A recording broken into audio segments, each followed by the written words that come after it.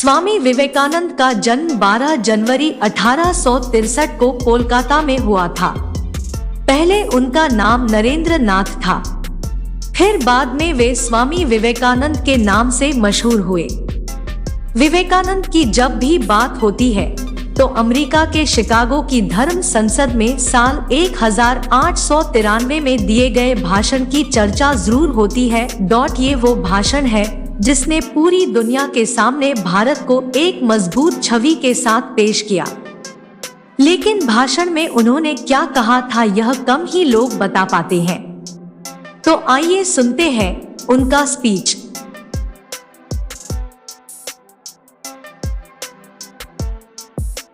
अमरीकी भाइयों और बहनों, आपने जिस स्नेह के साथ मेरा स्वागत किया है उससे मेरा दिल भर आया है।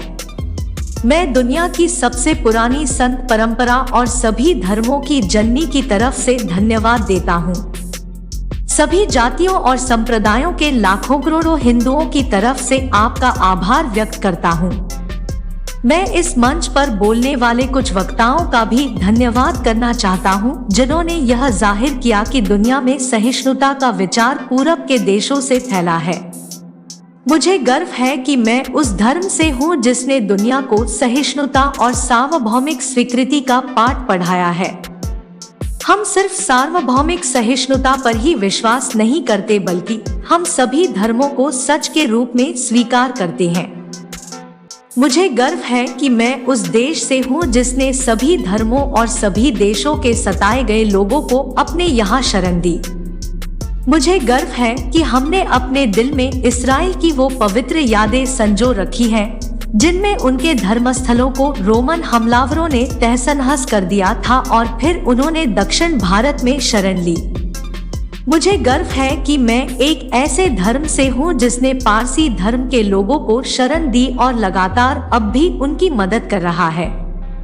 मैं इस मौके पर वह श्लोक सुनाना चाहता हूँ जो मैंने बचपन से याद किया और जिसे रोज करोड़ों लोग दोहराते हैं।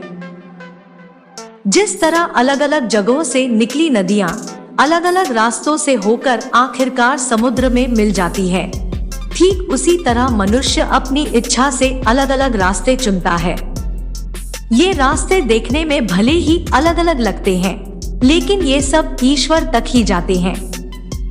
मौजूदा सम्मेलन जो कि आज तक की सबसे पवित्र सभाओं में से है, वह अपने आप में गीता में कहे गए इस उपदेश इसका प्रमाण है, जो भी मुझ तक आता है चाहे कैसा भी हो मैं उस तक पहुंचता हूँ।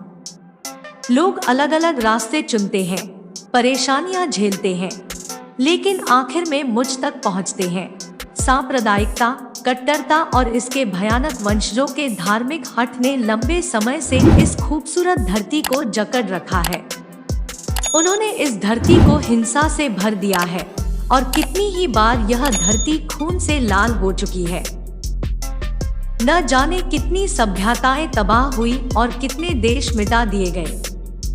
यदि ये खौफनाक राक्षस नहीं होते तो मानव समाज कहीं ज्यादा बेहतर होता जितना कि अभी है, लेकिन उनका वक्त अब पूरा हो चुका है।